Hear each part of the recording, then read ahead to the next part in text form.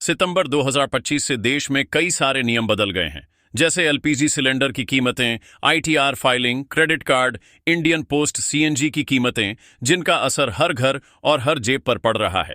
यह बदलाव कौन से हैं? सितंबर से देश में क्या कुछ बदल गया है, हम आपको बताएंगे इस वीडियो में। सितंबर में सबसे पहला बदलाव जो हुआ है वह है एलपीजी सिलेंडर की कीमतों में। एलपीजी गैस सिलेंडर सस्ता हो गया है और नायल मार्केटिंग कंपनियों ने सिलेंडर की कीमतों में RS50 1.50 आर तक की कटौती की है। हालांकि इस बार भी 19 किलो वाले कमर्शियल एलपीजी गैस सिलेंडर के दाम घटाए गए हैं। ताज़ा कटौती के बाद अब दिल्ली में एक कमर्शियल गैस सिलेंडर की कीमत कम होकर R1780 हो गई है। इससे पहले अगस्त महीने में भी इसके दाम घटे थे।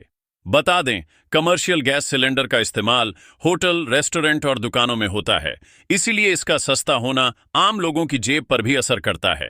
हालांकि 14 किलो वाले घरेलू गैस सिलेंडर की कीमतों में कोई बदलाव नहीं किया गया है और यह स्थिर बना हुआ है, जो भी लोगों के लिए एक राहत की बात है।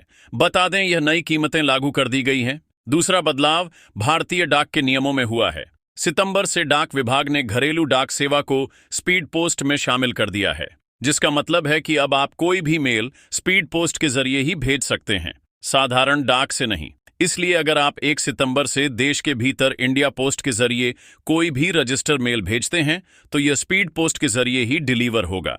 तीसरा बदलाव क्रेडिट कार्ड के नियमों में होने जा रहा है। SBI कार्ड ने अपने कुछ चुनिंदा क्रेडिट कार्ड्स के लिए रिवॉर्ड पॉइंट्स प्रोग्राम में बदलाव किया है। अब इन कार्ड से किए गए हर खर्च पर आपको पहले की तरह रिवॉर्ड पॉइंट्स नहीं मिलेंगे।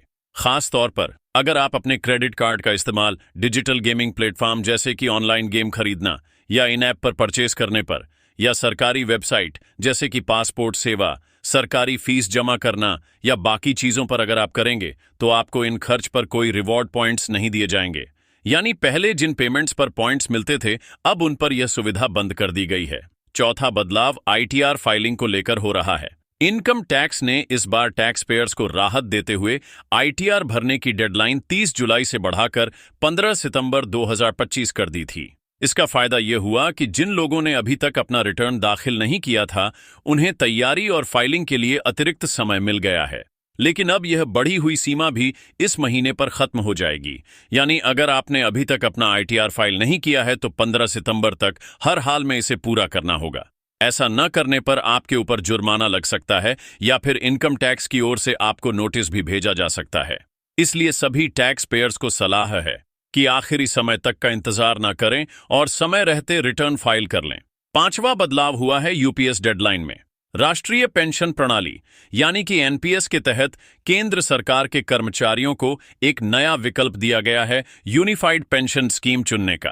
पहले इस स्कीम को चुनने की आखिरी तारीख 30 जून 2025 तय की गई थी, लेकिन बाद में इसे बढ़ाकर 30 सितंबर 2025 कर दिया गया है। यानी अब सरकारी कर्मचारियों के पास इस स्कीम को अपनाने के लिए थोड़ा और समय है। यूपीएस एक ऐसी पेंशन योजना है जिसे खास तौर पर कर्मचारियों के भविष्य को ध्यान में रखकर लाया गया है। इसके तहत रिटायरमेंट के बाद उन्हें अधिक स्थिर और सुनिश्चित पेंशन मिल सकेगी। इस योजना से कर्मचारियों को लंबी अवधि में बड़ा फायदा होगा, क्योंकि यह उनकी आर्थिक सुरक्षा को मजबूत करती है। छठवां बदलाव सीएनजी, पीएनजी और जेट फ्यूल्स में हुआ है। हर महीने की पहली तारीख को सीएनजी, पीएनजी और एटीएफ की कीमतों में बदलाव होता है और उसी के अनुसार नए रेट लागू होते हैं। लेकिन सितंबर 2025 में सीएनजी और पीएनजी की कीमतों में कोई बड़े बदलाव नहीं हुए हैं, यानी उपभोक्ताओं को यहां राहत मिल गई है। लेकिन जेट फ्यूल की कीमतों में लगभग 3.1% की बढ़ोतरी की गई है।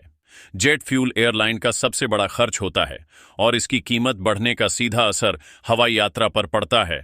इसका मतलब है कि आने वाले दिनों में हवाई टिकटें महंगी हो जाएंगी और यात्रियों की जेब पर अतिरिक्त बोझ पड़ेगा। सातवां बदलाव पेट्रोल को लेकर हुआ है। नहीं, आप परेशान मत होइए, यह बदलाव पेट्रोल की कीमतों को लेकर नहीं हुआ है, बल्कि एक नियम को लेकर हुआ है, और वह भी सिर्फ उत्तर प्रदेश में। दरअसल यूपी में अब पेट्रोल पंपों पर बिना हेलमेट पे पहुंचे 2 पहिए चालकों को पेट्रोल नहीं दिया जाएगा। यानी अगर आप बाइक या स्कूटर से पेट्रोल पंप पर बिना हेलमेट के पहुंच गए तो आपको तेल लेने में साफ मना कर दिया जाएगा और आपको दिक्कत आएगी, और यह नियम यहां से लागू कर दिया गया है। सितंबर से लागू होने वाले ये सारे बदलाव सीधे तौर पर आपकी रोजमर्रा की जिंदगी, खर्च और फाइनेंशियल प्लानिंग से जुड़े हुए हैं।